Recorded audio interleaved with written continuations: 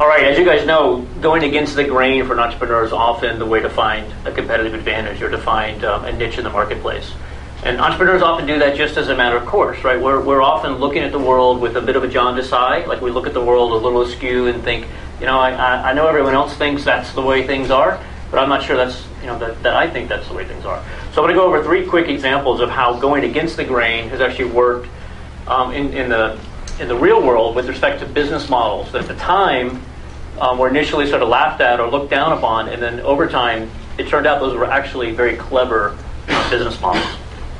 So the first one is the game Doom. How many people play Doom in here? I know we got some gamers. And what's the object of Doom? How was Doom rolled out? What was the original business plan for Doom? Yes? You could play like the first few levels. Right, so you could play the first few levels for an exorbitant price, right? Free. So when this game first came out, it was revolutionary in the sense that they were willing to give away part of their game to millions and millions of people for free. Now, the reason that made sense was why? How were they able to pull that off? Solve the later levels.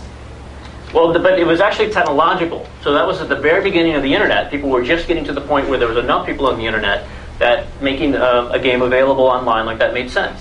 So they would make a couple levels available for free, and then what would happen? You play those levels, and what? All you Doom players out there? Buy the game. Well, what happens? You get to the end of level 3 or whatever the free level is, and then if you want to keep playing, you have to do what? Buy the game. You got to buy the game. Okay? So they had millions and millions of users, literally. What percent do you think ended up buying the game? 10%. 10. What else? 80. 50. 22. Oh, you nailed it. I'm just kidding. None of those are right. What we're gonna see, if you look at a freemium marketplace or a freemium model, the numbers are pretty consistent, surprisingly, across a number of different products. It's usually single-digit percents that will buy the premium solution. So you got 97% are freeloaders, right? They just want to play those free levels, and then they're sort of done with it as soon as you have to pay. But the 2 to 3, maybe 4 or 5%, depending on the game, depending on the offering, they're the ones willing to pull out their credit card and buy the game. Did Doom make a lot of money? Hundreds of millions of dollars. If you get enough people playing the free game, even a small single-digit percentage of those willing to pay can generate you millions and millions, and in this case, hundreds of millions of dollars for you. And they ended up coming out with a variety of games. They came out with Doom 2 and 3 and Quake and all these other games. But it all started with that first game that they offered for free. And I remember they actually coined a term around this. It was called Doomonomics. Remember The Economist wrote an article like 3 years too late talking about Doomonomics, that, wow, there's this incredible business model where you can give things away and make money. The problem with that was it only makes sense in certain very specific situations. You can't just give away cars and make money, right? I mean, there's lots and lots of situations where it makes no sense to give things away. But we saw that in the 99, 2000 time period. Many, many internet companies were following this model of Doomonomics, and they were following it to their own doom, right? Because it did not make sense in their marketplaces. But it did make sense here. So let me talk about another one. Who's a Grateful Dead fan? How many Deadheads do we have? I always have more hands go up to this question. How many parents are Deadheads? Oh, wow, not too many more. Okay, I figured like half the class would be like, yeah, they followed them all over the country. The Dead had a similar counterintuitive business model. In the 80s and into the early 90s, with taping of concerts, there was a lot of controversy on people taping concerts and making bootlegs out of them. And so you started seeing people getting frisked, devices were getting smaller and smaller to be able to record, the quality was getting higher and higher.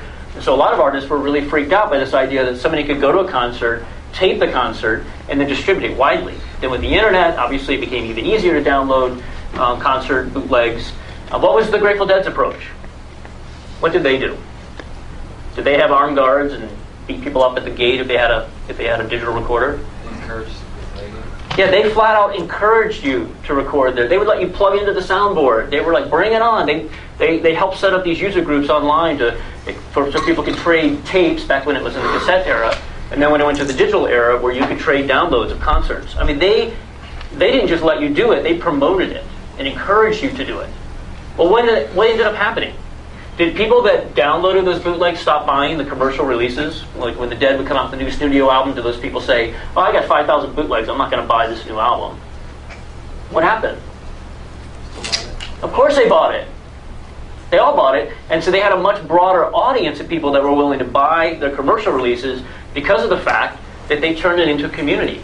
Now, you didn't just go to a Dead concert, right? It was an event. Like, you got the pre-show, the after-show, all night of dancing. It wasn't just like a classic concert where you might just go and listen to the hits. It was really more of a happening or an event. And the Dead were smart enough to figure that out. The record company didn't figure it out. Other artists didn't figure it out.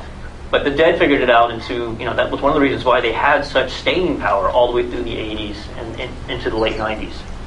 And then lastly, I think of all of them, this is my favorite because it's so obvious in retrospect, but it was absolutely not obvious at the time. So the first radio broadcast of a baseball game was in 1921. That was the first time a professional baseball game was broadcast. But it wasn't until 1935 that an entire season was broadcast on the radio. So why did it take 15 years for that to happen? The technology was in place all through the 20s. Why did it take 15 years before really the first team did it? It didn't become widespread until the early 1940s. In the back. Assume because they were worried people wouldn't go buy tickets if we could get it for free. The conventional wisdom was, hey, look, if we put it out on the radio for free, who would ever come buy a ticket? Right? I would just sit at home, and I'd rather sit at home and listen to the game on the radio than come to a game. So they fought it. The owners actually fought the broadcast, which is ironic because now they love the TV revenue, right? But back then they fought it. If you think about the mindset back then, most of the Major League Baseball parks back in this era were where? Where were they located? East Coast. They were East Coast, and where would they be? Would they be out in the suburbs? They were in a city. They were downtown. And you would take the subway to many of these cities, right? You would just jump on the subway and you'd go to the game. So their mindset was, well, people won't do that. They won't even get on the subway. We'll have an empty stadium and everybody will be sitting at home listening. Here's what happened. So the first team did it out of necessity. They had to do it. They were just flailing, and they thought, what do we have to lose? So when they started broadcasting their games, they were in the Midwest. They started getting a fan base that spread far beyond their city. You'd have the farmer that lived, 3 or 4 hours away, listening to every game on the radio. What happened to that farmer's interest in the team? It went off the charts. They started to feel an association with the team. They started to picture, the third baseman. They started, picture the pitcher pitching it and striking somebody out. They had all these mental images. And so what did that cause them to do? Go watch the game. Go to a game. Maybe they'd only go to one a year. Maybe they'd make a weekend of it and go to a couple because it was a bit of a trip. But they were all of a sudden invested in the team. So rather than having everyone stay home and watch the game for free, what it did is it cast a much broader net, far beyond the inner city, to where people were making trips out of this and taking the whole family and really coming to the game to see and witness this experience that they had been experiencing on the radio. Again, very counterintuitive to the time period, but when you think about it, it makes total sense in retrospect. So as entrepreneurs, we have to look around the corners, right? We have to look for opportunities like this that the big dumb companies miss, that conventional wisdom tells us don't make sense.